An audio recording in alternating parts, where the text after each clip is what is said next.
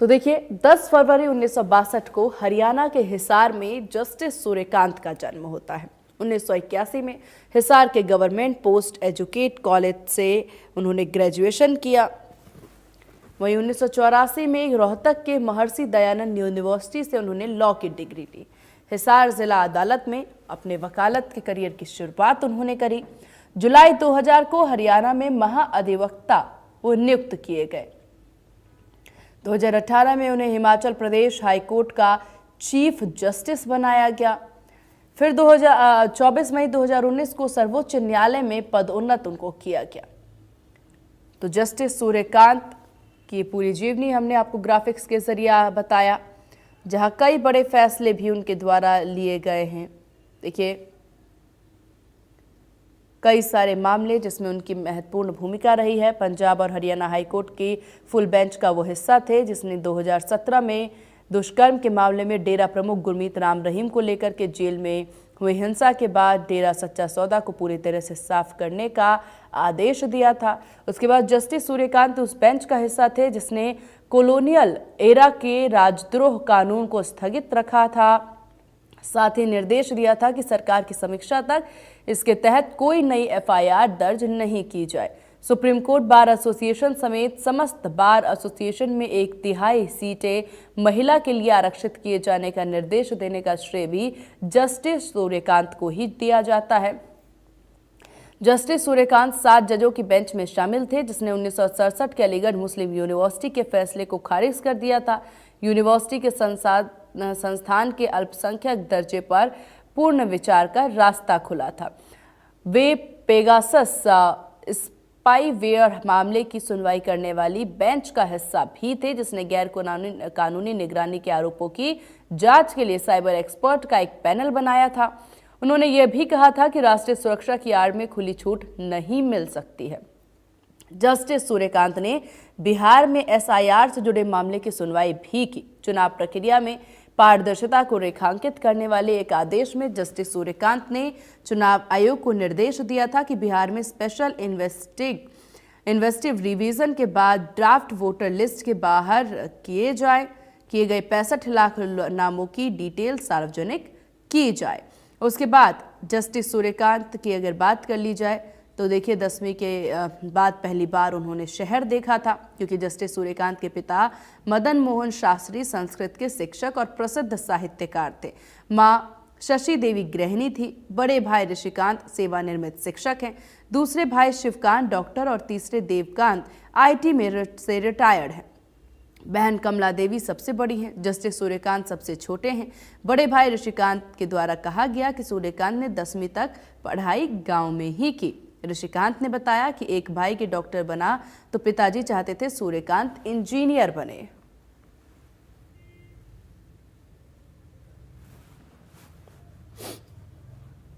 तो देखिए जस्टिस सूर्यकांत ने अपना शपथ ग्रहण कर लिया है और भारत को अब 53वें सीजीआई मिल चुके हैं। और इस विषय पर ज्यादा जानकारी के साथ ग्राउंड जीरो से इनपुट हेड दीपक शर्मा हमारे साथ बने हुए हैं। दीपक, बहुत बड़ी उपलब्धि हरियाणा के लिए, बहुत बड़ी बात है, क्योंकि आजादी के बाद से देखा जाए तो ये पहली बार है जब हरियाणा से कोई सीजीआई बना है, तो ये बहुत गर्व की बात है हरियाणा के लिए। किस तरह के रिएक्शंस हरियाणा से सामने आ रहे हैं? देखिए, हरियाणा के लिए बहुत बड़ी उपलब्धि तो है ही है, लेकिन उपलब्धि के साथ साथ ऐतिहासिक भी है। ऐतिहासिक इसलिए है कि ऐसा हमने भी पहली बार देखा है कि जब कोई सीजीआई चीफ अगर बात करें, अगर जिस तरीके से अगर बात की जाए तो उसके शपथ ग्रहण समारोह के अंदर जो है चीफ जस्टिस ऑफ इंडिया का जब कोई शपथ ग्रहण समारोह होता है उसमें 7 देशों के न्यायाधीश आए हैं, 7 देशों के सीजीआई आए हैं। तो बात करें तो 53वें सीजीआई चीफ अगर जस्टिस ऑफ इंडिया है सूर्यकांत जो हैं, जिन्होंने आज शपथ ली है 53वें चीफ जस्टिस के तौर पर जो है उन्होंने शपथ अपनी जो ली है। इस दौरान हमने देखा कि जिस तरीके से राष्ट्रपति द्रौपदी मुर्मू ने उन्हें यह शपथ दिलवाई सीजीआई के पद की। सूर्यकांत की अगर बात की जाए तो इस दौरान प्रधानमंत्री नरेंद्र मोदी भी मौजूद रहे, राष्ट्रपति ने शपथ दिलवाई है, उपराष्ट्रपति भी इस दौरान मौजूद रहे। उनके साथ साथ चाहे हम तमाम बड़े नेताओं की बात करें, बड़े केंद्रीय मंत्रियों की बात करें, वो इस दौरान मौजूद रहे थे। केंद्रीय मंत्री मनोहर लाल की बात करें तो वो मौजूद थे। कई राज्यों के मुख्यमंत्री मौजूद थे। हरियाणा के मुख्यमंत्री नायब सिंह सैनी भी यहाँ पर इस कार्यक्रम में राष्ट्रपति भवन में इस दौरान मौजूद रहे थे। तो इस शपथ ग्रहण की बात करें तो सूर्यकांत, क्योंकि 53वें चीफ जस्टिस ऑफ इंडिया अब बन चुके हैं, उसकी शपथ ले चुके हैं। और सूर्यकांत जो है वो हरियाणा के रहने वाले हैं, हरियाणा का हिसार जिले के पेटवाड़ गांव के हैं। और इसमें कोई दो राय नहीं, एक किसान परिवार है, किसान परिवार जो किसानी और खेती के साथ साथ शिक्षा में भी आगे बढ़ा।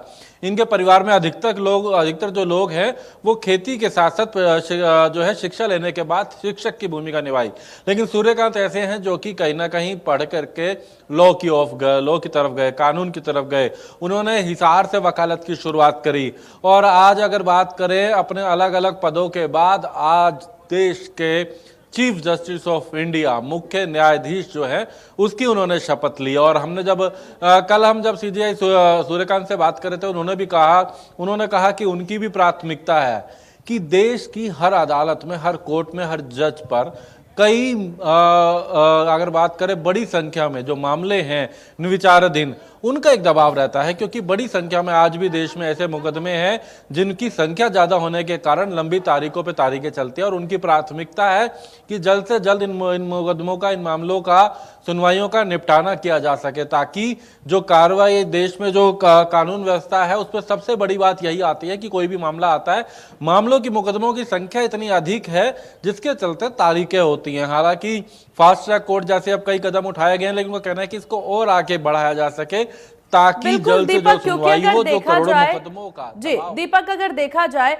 तो अगर हम इनके बड़े फैसलों को याद करते हैं, अभी दर्शकों को जानकारी भी हम साझा कर रहे थे, बहुत अहम फैसले जो देश में काफी महत्वपूर्ण फैसले लिए गए हैं और जो काफी ज्यादा लाइमलाइट में भी जो फैसले रहे हैं, उन सारे फैसलों में इनकी योग्यता जरूर देखने को मिली है। रीसेंट SIR का मुद्दा हो या फिर इससे पहले अगर 370 निरस्त करने की बात की जाए, 2023 के इस फैसले में भी इनकी संलिप्तता देखने को मिली। डेरा सच्चा सौदा वाले फैसले में इनकी संलिप्तता देखने को मिली है। तो बहुत सारे ऐसे फैसले देखने को मिल रहे हैं जिसमें जस्टिस सूर्यकांत की भूमिका रही है। और अब बतौर न्यायमूर्ति CGI 53वें CGI के तौर पर भी जो बड़े बदलाव आप जिक्र कर रहे हैं उस पर भी सबकी निगाहें टिकी रहेंगी, क्योंकि जिस तरह के फैसले दीपक इन्होंने लिए हैं, इससे जरूर उम्मीद जताई जा सकती है कि आगे बड़े बदलाव और बेहतरीन बदलाव जरूर कानून व्यवस्था में देखने को मिलेंगे।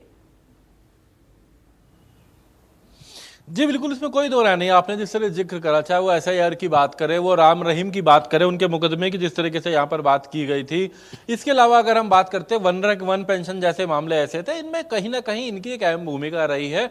जो भी निर्णय सुप्रीम कोर्ट द्वारा इससे पहले लिए गए, और कहीं ना कहीं इससे सुप्रीम कोर्ट की तो बेंच में है, इससे पहले भी अगर बात करें, चाहे वो हिमाचल हाई कोर्ट में रहे हो, तमाम हाई कोर्टों में भी रहे हो, तो कहीं ना कहीं इनकी जो जितने भी मामलों में सुनवाई करी, कई बड़े जो फैसले लिए, उनकी भी सराहना हुई। और ये गर्व की बात है कि देश के 53वें CJI जब उनका शपथ ग्रहण होता है तो 7 देश, जिसमें चाहे भूटान की बात करें, नेपाल की बात करें, मलेशिया की बात करें, मॉरिशस की बात करें, ब्राजील की बात करें, ऐसे 7 देशों के जो मुख्य न्यायाधीश है वो भी यहाँ पर पहुंचते हैं। उनके भी यहाँ पर अगर वो इस दौरान मौजूद रहे हैं। और इससे बड़ी हमें एक और बात ये भी बता रही है, हरियाणा के लिए भी इसलिए और गर्व की बात है कि हरियाणा के ग्रामीण अंचल से जुड़ा एक व्यक्ति, जिसके साथ गांव जुड़ता है, जिसके साथ किसान जुड़ता है, जिसके साथ खेती जुड़ती है, एक ऐसा व्यक्ति जो हरियाणा के हिसार जिले के पेटवाड़ गांव का जो व्यक्ति है, उसने गांव से अपनी शिक्षा के स्तर को आगे बढ़ाया, शिक्षा को आगे बढ़ाया। अगर बात करें गांव से हिसार जिला, शहर, उसके बाद कुरुक्षेत्र, कुरुक्षेत्र से दिल्ली, और उसके बाद वकालत की जड़ी में, यूं तो सबसे कम उम्र के जो डबल AG है वो भी बनने का बने थे। तो ऐसे बहुत से मुकाम थे, और उसके बाद धीरे धीरे वो आगे बढ़े और आज देश के एक बड़े पद CJI chief justice of India के पद की इन्होंने शपथ ली। तो गर्व की बात है, और यूं तो पूरे देश के लिए, लेकिन साथ ही साथ हरियाणा में भी। हम हिसार की बात करें तो अभी जिस तरीके थोड़ी देर पहले हमारे सामने तस्वीरें आई हैं कि वहां पर भी बड़ी स्क्रीनें लगाई गई, वहां पर जो वकील है उन्होंने बाकायदा तमाम लोगों ने एकत्रित होकर के इस पल को देखा, क्योंकि एक अहम पल है। उन्हीं के साथ का एक व्यक्ति जो आज चीफ जस्टिस ऑफ इंडिया के पद पर जिन्होंने शपथ ली है। जी ठीक, बिल्कुल, काफी गर्व का ये पल है देश के लिए भी, और विशेषकर हरियाणा के लिए भी जरूर ये गर्व का पल है, क्योंकि हरियाणा से अक्सर हम देखते हैं कि खिलाड़ी जरूर उभर कर बाहर आते हैं, किसान उभर करके बाहर आते हैं, और इस सब के बाद इतने सर्वोच्च पदों पर अगर नियुक्तियां होती है हरियाणा से, तो ये बहुत गर्व की बात हो जाती है। आपका बहुत शुक्रिया दीपक, ग्राउंड जीरो से तमाम जानकारी साझा करने के लिए। खबरों में आगे बढ़ते हैं। जो हरियाणा फुटबॉल संघ के पूर्व सचिव व